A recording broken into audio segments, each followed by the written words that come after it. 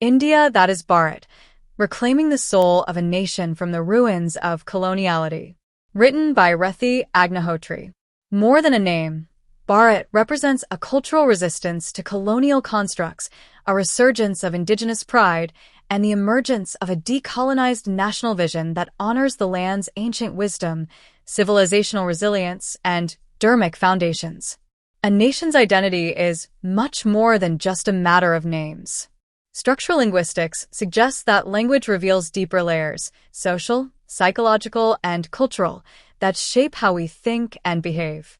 In this light, a country's name becomes a powerful symbol, shaping how it is seen globally and reflecting what aspects of its identity are celebrated or marginalized. For nations that have endured colonization, this symbolism becomes even more vital. Reclaiming native names is part of a broader civilizational revival, a conscious effort to reconnect with pre-colonial roots. While history cannot be undone, redefining the present through indigenous values is a powerful act of cultural assertion. Constitutionally, India, that is Bharat, recognizes both names, yet they carry profoundly different connotations. India is an identity imposed by external forces, reflecting the post-independence political framework and modernity shaped through a borrowed outsider's lens. In contrast, Bharat is an indigenous identity rooted in the land's ancient civilizational memory and spiritual heritage. For countless citizens, Bharat is far more than a name. It is the soul, the Atma, of the nation. This resonance is subtly echoed in External Affairs Minister S. Jaishankar's book, Why Bharat Matters. While the book explores foreign policy, its title signals a paradigm shift. Each chapter ends with a poetic flourish invoking Bharat, reinforcing the idea that India's global rise is grounded in its civilizational essence, its identity as Bharat. In the following sections, we will explore various dimensions of the Bharat-India dichotomy and discuss how the rise of Bharat contributes to India's ascent on the global stage. Decolonizing the mind, the return of Bharat. Bharat is synonymous with the nation's ancient civilizational and cultural ethos, befitting its stature as a rising power, forging its own grand narrative, and moving ahead on the path of decolonization. Over the past decade, there has been a paradigm shift in India's internal perception of itself and its projection on the world stage.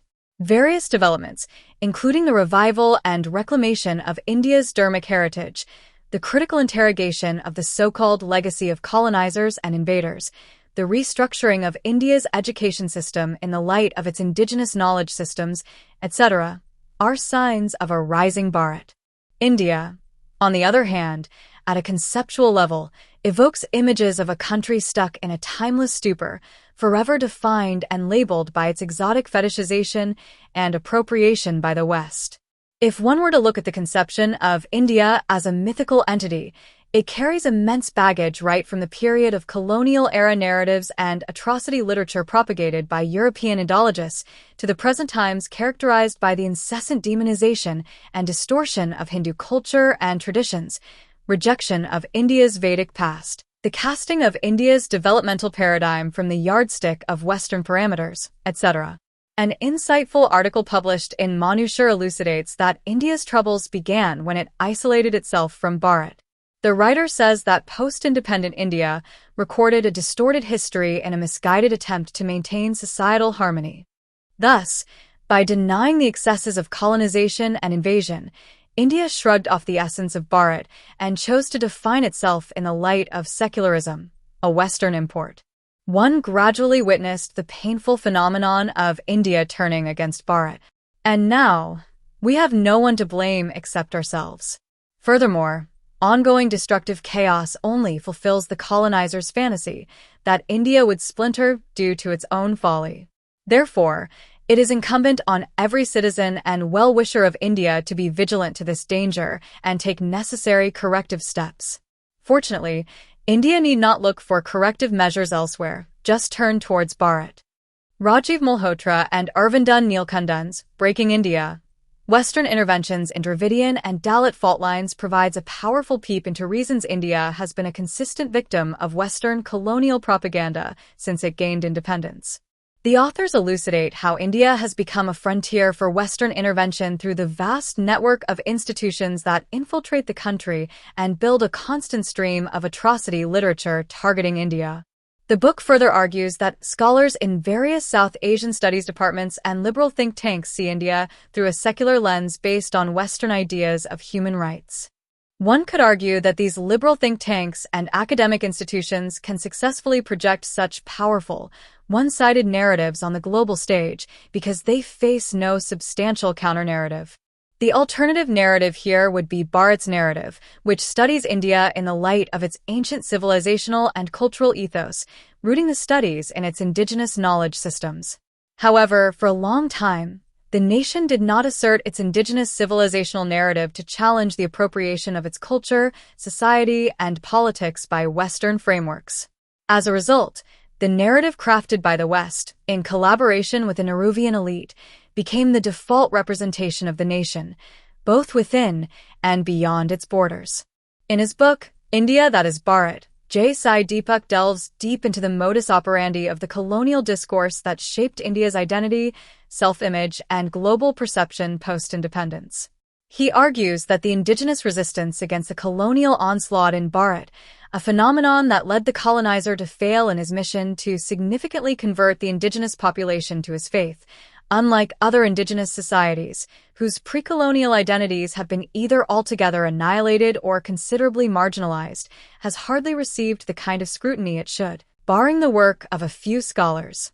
Unfortunately, barring the work of a handful of scholars, this aspect has not received the kind of rigorous and serious scrutiny in Bharat that it should have. The result is that the deep and innate strength of Bharat's consciousness, which has resisted the tsunami of coloniality with a greater degree of success than most other indigenous societies, whose cultures, civilizations, and consciousness were nearly wiped out, is never recognized and acknowledged. This is not to deny that European coloniality did indeed make deep inroads even in Bharat, which is evident from the latter's present tendency to secularize facts. This tendency has put to sleep a society that is in dire need of awareness of its own strength and consciousness to deal with the continued presence of coloniality of more than one kind. Sai Deepak's analysis underscores Bharat's conceptual and existential importance for India's survival. India's post-independence trajectory, framed within Western paradigms and shaped by secular ideals, has inflicted significant damage on the Atma of Bharat. This Atma includes its ancient philosophy, spiritual worldview, indigenous knowledge systems, Sanatani traditions, Vedic values, and cultural ethos. These elements are not only the foundation of Bharat's resilience, but also hold the potential to develop original frameworks, alternatives to Western models, that are organically rooted in the Indian context. However, the past decade has brought about a notable shift that is reflected across a range of policy decisions, educational reforms, cultural initiatives, and diplomatic expressions. The use of Bharat in official contexts, the revival of Sanskrit and classical languages, the promotion of Bharatiya thought systems, and the rediscovery of India's civilizational narratives all point toward a larger transformation. Civilizational struggle for the nation's soul. Conceptually, India and Bharat seem to straddle two parallel worlds, perfectly echoing the adage, "Never the twain shall meet." India is synonymous with the English-educated Lutyens elite, the brown sahibs, as it were, in awe of everything English and Western, and wrinkling their noses at anything indigenous and Bharatiya. The world of India represents a nation perennially stuck in its desire to catch up with the West, eager to show off its acute internalization of Western culture and mannerisms and holding Western culture as the gold standard for sophistication while mocking and deriding its own culture, traditions, and customs. India then symbolically represents the high-profile, westernized, and fashionable world of the English-educated elite who quote Western philosophers, intellectuals, literary stalwarts, etc. at the drop of a hat and look surprised if asked a question about India's contribution to the world's cultural and intellectual history. India is also synonymous with the brown sepoys who weaponize English education and intellect to discredit the nation on the global stage and malign its cultural and civilizational values.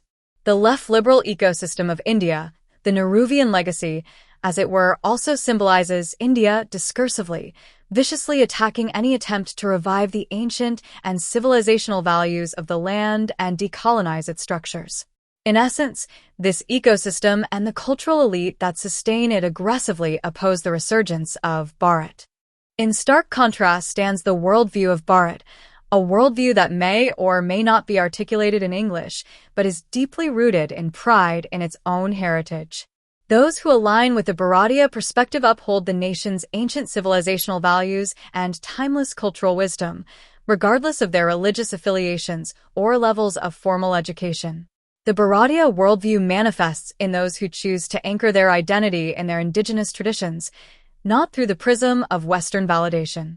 They represent a growing intellectual and cultural movement that seeks to reconstruct national narratives using frameworks grounded in indigenous thought. This rise of Bharat is now challenging the narratives long dominated by the Lutyens elite. The rise of nationalist media in India is one such example. Other developments include attempts to revive Indian knowledge systems, restructuring of the Indian education system from an Indic perspective, restructuring of India's global narrative from a non-Western perspective, inclusion of civilizational and cultural values in policy frameworks, and a focus on acknowledging the organic connection with the diaspora based on common cultural and civilizational ground. As India embarks on the ambitious project of cultural rejuvenation, reclaiming its sacred spaces and heritage, the world is increasingly witnessing a country refashioning its identity while embracing the rich repository of its past values. It is thus getting increasingly clear that India can become a global power in the true sense only when it embraces Bharat. Life is rarely a black and white choice, and appreciating the complexities of decision-making is essential to grasping international relations. A major rising power, however, needs more than just an accurate landscape analysis and the ability to act on it. First, it must be confident of its own values and beliefs and base its policies on those convictions. These will draw from the totality of its culture, heritage, and traditions. That is why India can only rise when it is truly Bharat. Crafting Bharat's grand narrative. Perhaps the most significant point of divergence between the conceptual idea of India and Bharat lies in how each relates to narratives. Whereas India evokes images shaped by long-standing Western frameworks, Bharat steps away from that mold to craft original Bharatiya narratives. In today's world, perception management is fundamentally about narrative control. Narratives are the most powerful instrument of hegemony for civilizations. Thus, wars today are fought on ideological battlefields, and the tussle for domination unfolds in the world of narratives. All major civilizations, including that of China, Europe, and the West, have their respective grand narratives defining their worldview and influencing the lens through which the world perceives them. However, as noted author Rajiv Malhotra argues that, in India's case, there are multiple contenders for a grand narrative jostling for attention. One of the contenders is Bharat, which reflects an ancient country based on Vedic values and modern India based on the open architecture of Hindu Dharma. Another conflicting narrative is that of a secular nation based on modern Western ideals. The narrative of India furiously holds on to the remnants of colonialism and eulogizes its archaic and redundant signifiers. It is a narrative that simply copies and pastes the Western worldview in the Indian context. Rooted in a colonial mindset, it clings to a hyper-Western worldview of modernity, insisting that India can develop only if it ticks all the right boxes in the Western parameters checklist. The grand narrative of Bharat, on the other hand, is more nuanced and imaginative.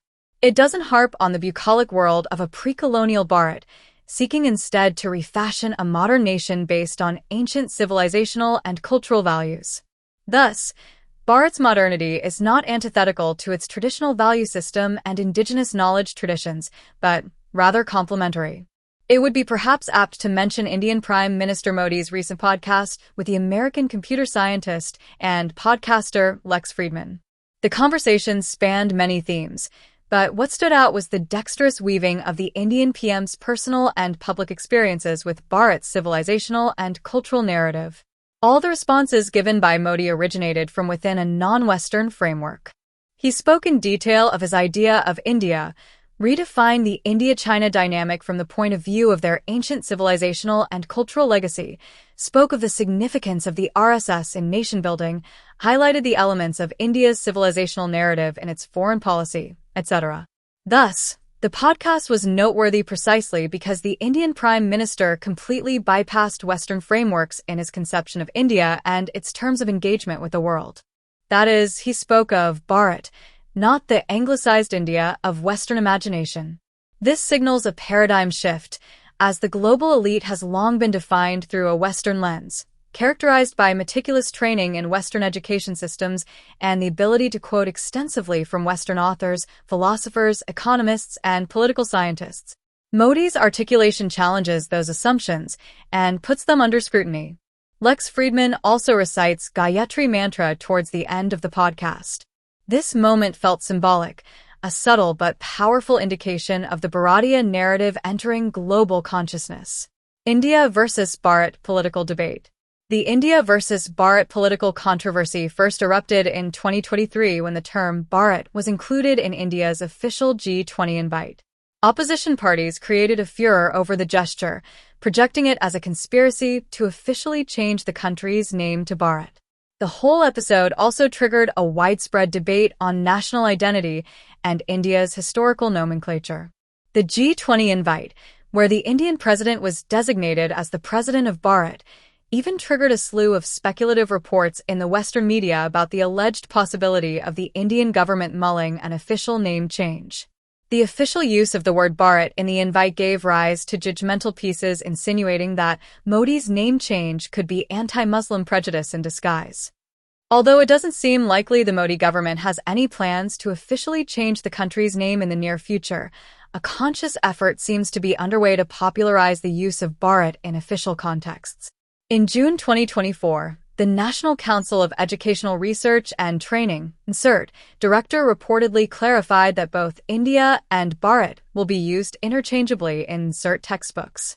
In a unique decision, Indoor's Devi Ahilya Vishwavidyalaya, DAVV, passed a resolution in January 2025 stating that it will use only Bharat in all its official documents, mark sheets, and degrees instead of India. The name India was given to the country by the British at their convenience. We should use the original name of our country, Bharat, everywhere, the university vice-chancellor reportedly said. The government's approach in this regard seems rather subtle and understated. It emphasizes the constitutional position of India that is Bharat, and thus implies that using Bharat instead of India at official forums doesn't amount to a constitutional violation. Nationalist organizations like the RSS, on the other hand, appear more direct in their categorical rejection of the name India, which they view as a vestige of colonial mentality, favoring Bharat, a name rooted in the nation's Vedic heritage. In February 2025, Shiksha Sanskriti Athinyas, an RSS-affiliated outfit, began a month-long campaign advocating for this change. A nationwide signature drive has reportedly been launched as a part of the campaign to rename the country as Bharat. RSS General Secretary Dattatreya Hosabale also recently stated that if the country's name is Bharat, it should be referred to as such and nothing else. However, whether or not the country is officially renamed Bharat is not a significant issue. What really matters is that India is finally initiating a difficult dialogue on the foundational elements of its national identity and, in the process, embarking on a long-overdue decolonization project. Wrapping up. Constitutionally speaking, the use of Bharat instead of India is not a significant legal issue. However, the optics of nomenclature do matter. The mere mention of Bharat rattles the left-liberal ecosystem. The government's decision to add Bharat to official G20 invites sent the whole left-liberal media ecosystem into an overdrive mode, insinuating that the exercise was a nationalist conspiracy to derail the secular fabric of India. That's precisely why Bharat matters. Its deep symbolism, hiding within its layers of the cultural and civilizational soul of a nation ravaged by colonial depredation, is an eyesore for the modern-day colonization apologist. Bharat holds the key to the direction in which India should be headed in the future, in a way that India never could.